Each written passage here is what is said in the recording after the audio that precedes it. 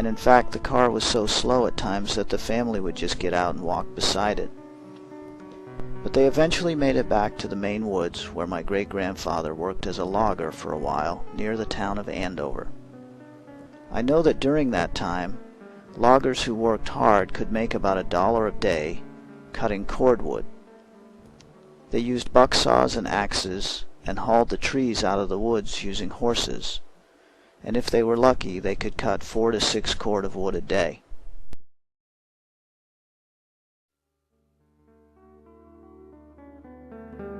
The 1930s was a decade of tremendous technological advancement, and by 1939, over 80% of Americans had a radio set. Although primarily used for entertainment, radio broadcasts quickly became a tool to inform the public of the increasing crisis in Europe. Roosevelt steered a steady course and kept the American audience informed about his plans and progress through a series of radio addresses which came to be called fireside chats.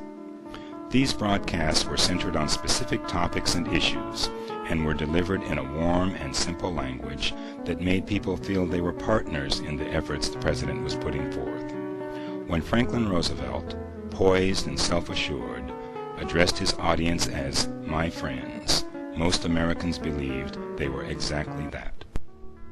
My grandfather had a store, a little country store, and he sold food, but also some other types of items too. And he was very successful with his business until the Depression came along, and he had extended credit to a lot of people, and of course people were out of work and they were not able to pay, and if they didn't pay him, then he couldn't afford to operate the store, so he lost his business. And the family struggled for a long time after that because there were no jobs. It took a long time for him to find work, particularly in that part of the country. My grandfather was a grocer, always had been a grocer, and that I noticed in the city directories that they were always moving, and she said that was because he was always looking for a better location, a better neighborhood where business would be better and they might be able to improve their finances. But he eventually went out of business after 25 years of being a grocer. His ruin had been his compassion for the poor people. He gave credit and they couldn't pay him back. They didn't know that they were poor as such because they had food, they had a place to live.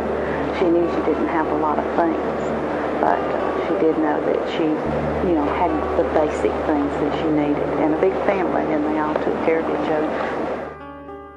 My mom was born in 1918. My dad was born in 1920.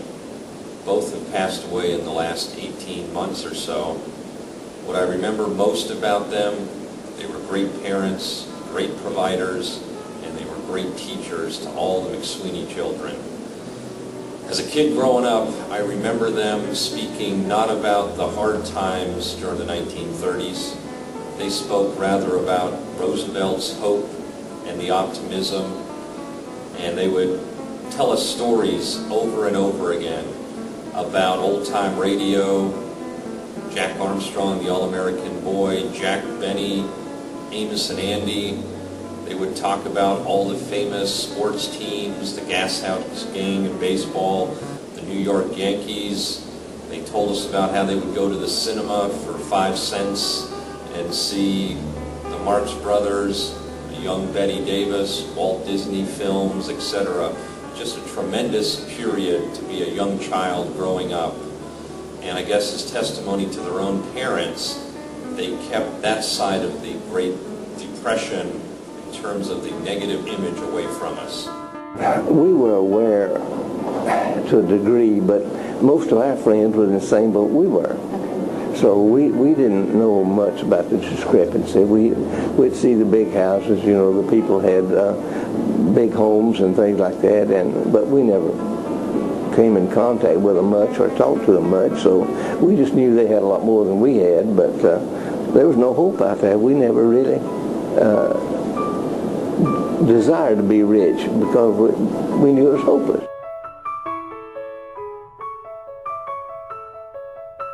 When I met President Roosevelt in 1935, I don't remember too much about the dinner, But I saw him standing at the door. He was shaking hands with all the patients that were coming to dinner that day. And he asked me my name. He said, "Little girl, what is your name?" And I told him Suzette. I love the name Suzette, but I'd like to call you Susie. Is that all right? And I said, And guess what we called him? Rosie. And the older children called him Doc Roosevelt.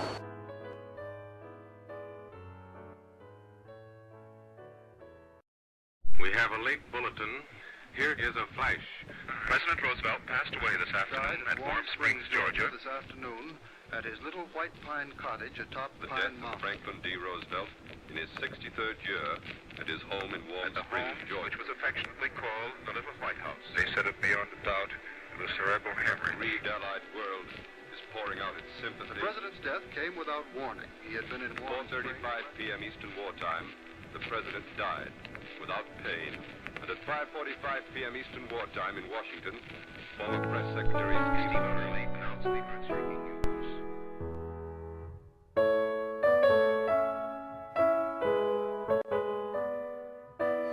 He was sick when he got back from Yalta. He thought, well, if I can get down to Warm Springs, I can get my strength back. And he looked bad. He was 63 years old. And but he had been, he looked like he was tired. And but he would always smile when you would see him.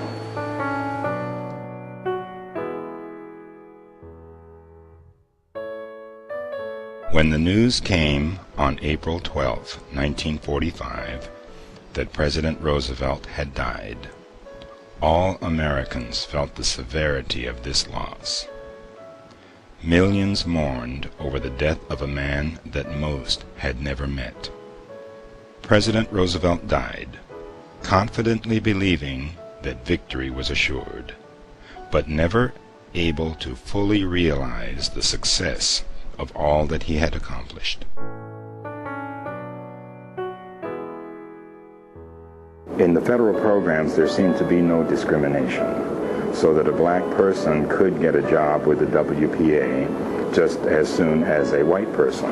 They loved FDR and they loved the federal programs because as black families, they felt that they were really benefiting by those programs.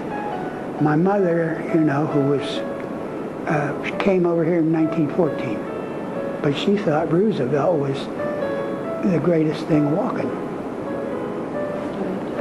So, yeah, she took it badly. And a lot of the neighbors did. It was a labor town. It was a savior back then because things were so bad. But it was a very difficult time, and it had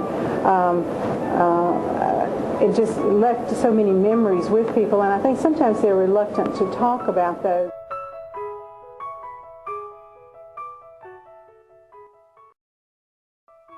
During the 1930s and early 1940s, the Farm Security Administration, a federal agency created to ease the plight of the farmer, employed a remarkable group of photographers, Dorothea Lange, Gordon Parks, and many others, to document the lives and struggles of Americans enduring the Great Depression.